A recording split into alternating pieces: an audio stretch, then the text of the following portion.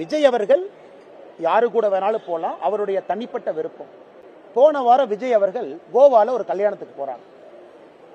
அவர் விமான நிலையத்தில் gate number 6ல சோதனை கூடத்தில் தன்னை உட்படுத்தி கொண்டு ஒரு தனியார் விமானத்தில் போறாங்க. அவருடைய பிரைவேட் போட்டோ எப்படி வெளியே வந்துச்சுங்க? பிரைவேட் போட்டோ எப்படி வெளியே வந்துச்சு? விஜய் அவர்கள் யாரு கூட வேணாலும் போலாம், அவருடைய தனிப்பட்ட விருப்பம். விஜய் அவர்கள் கூட யாரு வேணாலும் விமானத்தில் போலாம், அவருடைய தனிப்பட்ட விருப்பம். யார் அந்த போட்டோ எடுத்து வெளியிட்டாங்க? அதனால்தான் நாங்கள் நம்முடைய சிந்தியா அவர்களுக்கு, விமான போக்குவரத்து அமைச்சர் அவருக்கு பாரதிய ஜனதா கட்சி சார்பாக கடிதம் எழுத இருக்கின்றோம். யார் அந்த போட்டோவை எடுத்தாங்க? இதே போறவங்க வர்றவங்க போட்டோ எடுக்கிறதா ஸ்டேட் இன்டெலிஜென்ஸ் வேலையா? ஸ்டேட் இன்டெலிஜென்ஸ் போட்டோ எடுத்து திமுக ஐடி விங்கு கொடுக்கறதா அவங்க வேலையா? ஆனா ஒரு மனிதருடைய தனிப்பட்ட வாழ்க்கையிலே தலையிடுவதற்கு யாரும் உரிமை இல்லை. அவங்க பேசுறது பிஜேபிக்கு எதிராக பேசினா கூட நான் இந்த கட்சியினுடைய மாநில தலைவராக சொல்லுகிறேன். இதுதான் நீங்க காட்டக்கூடிய அரசியல் நாகரிகம்.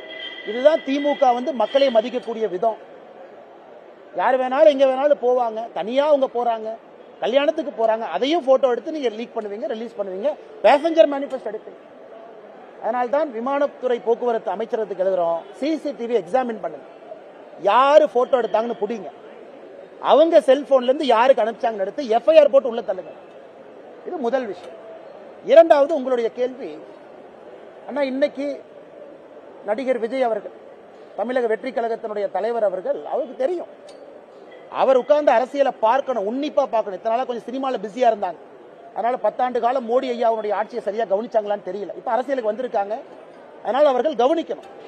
10 ஆண்டு காலமாக அம்பேத்கர் ஐயா சொன்னபடி அரசியல் செய்து நாட்டு மக்களுக்கு நல்லது செய்வது யார்? அவங்க பின் பாயிண்ட் பண்ணட்டும். இந்த இடத்துல பிஜேபி அம்பேத்கர் ஐயா கொள்கைக்கு விரோதமா போச்சு சொல்லட்டும், பாயிண்ட் சொல்லணும், பாயிண்ட் சொல்லணும். 10 ஆண்டு காலம் பிஜேபியினுடைய ஆட்சி, மோடி ஐயா ஆட்சி. 11 ஆண்டு காலம், 13 ஆண்டு காலம் குஜராத்தில் மோடி ஐயாவுடைய ஆட்சி. ஒரு இடத்துல அம்பேத்கர் ஐயாவுக்கு எதிராக நாங்கள் நடந்து கொண்டோம் அப்படின்னு ஒரு கட்சி வாய்க்கிலேயே உதயநிதி ட்வீட் போடுறார். அந்த ட்வீட்ல ஒரு லைன் போடலாமே, இது அம்பேத்கர் ஐயாவுக்கு எதிரானது. அம்பேத்கர் ஐயா கொண்டு வந்த அரசியலமைப்பு சட்டத்தில் ஒரே நாடு ஒரே தேர்தல் இருக்கு. அதைத்தான் 1968க்கு பிறகு திரும்ப கொண்டு வர்றோம். இது எப்படி அரசியலமைப்பு சட்டத்துக்கு எதிராக இருக்கும்? அம்பேத்கர் ஐயா கொண்டு வந்த சட்டம் தானே. 51, 52 ஒரே நாடு ஒரே தேர்தல்னா, 57 ஒரே நாடு ஒரே தேர்தல், 62 ஒரே நாடு ஒரே தேர்தல், 67 ஒரே நாடு ஒரே தேர்தல். எப்படி அம்பேத்கர் ஐயாவுக்கு எதிராக பாரதிய ஜனதா கட்சி செயல்படும்? அதனால சில படித்த அரசியல்வாதிகள் கேட்டா 5 முறை எம்பி 7 முறை எம்பின்னு பாராளுமன்றத்தில் பேசுறாங்க. உங்களுக்கு நான் கேட்க விரும்புறேன், அப்ப ஒரே நாடு ஒரே தேர்தல் பாரதிய ஜனதா கட்சி கொண்டு வந்தால் அது அம்பேத்கர் ஐயாவுக்கு எதிராக எப்படி சொல்லுவீங்க? அம்பேத்கர் ஐயா சொன்னதானே செய்யறோம். அதனால் எல்லோருக்கும், நடிகர் விஜய் அவர்கள் உட்பட எல்லோருக்கும் நான் சொல்லிக் கொள்வது, எங்களிடம் குறை இருந்தால் சுட்டி காட்டுங்க, பாயிண்டா பேசணும். இது தப்பு பண்ணீங்க, இந்த பில்லுல தப்பு பண்ணீங்க, இந்த சட்டத்துல தப்பு பண்ணீங்க, நான் உங்ககிட்ட பாயிண்டா பேசுறேன்.